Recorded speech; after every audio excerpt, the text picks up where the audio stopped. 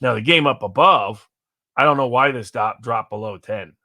There were a bunch of people on Central Michigan last week. Yeah, Illinois was lucky to cover, but I wasn't because Illinois was at homecoming, and they kept missing that fact. They kept talking about everything else about it being a trap game. And I was like, homecoming with Bielema is not going to be a trap game for Illinois, and it wasn't. But that is not a good Illinois team. I mean, I took them against Kansas. I took them against Kansas because Jaden Daniels with a different offensive coordinator is not the same. He can't read defenses. Proved that again last week.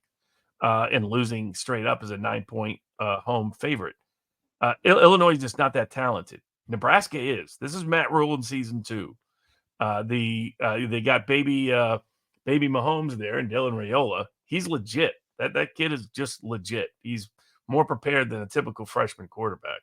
I don't think this game is going to be that close. Illinois is not going to be able to do much offensively at all against Nebraska. If Colorado struggled against Nebraska, why does anybody think Illinois is going to put up points? I guess they haven't watched much that this year. And then Nebraska offensively, Illinois just doesn't have the talent to stick with them. Nebraska now can run the ball or pass the ball. They fixed their one problem last year, which was a horrendous quarterback situation. I like Nebraska by double digits at home. Ooh, what do you think about that, Cricket? I do too. I love Nebraska in this game right here. You talk about Illinois, the talent disparity there for this team. This Nebraska defense is probably a top 10 defense in the country right here. They really gave Colorado all kinds of problems.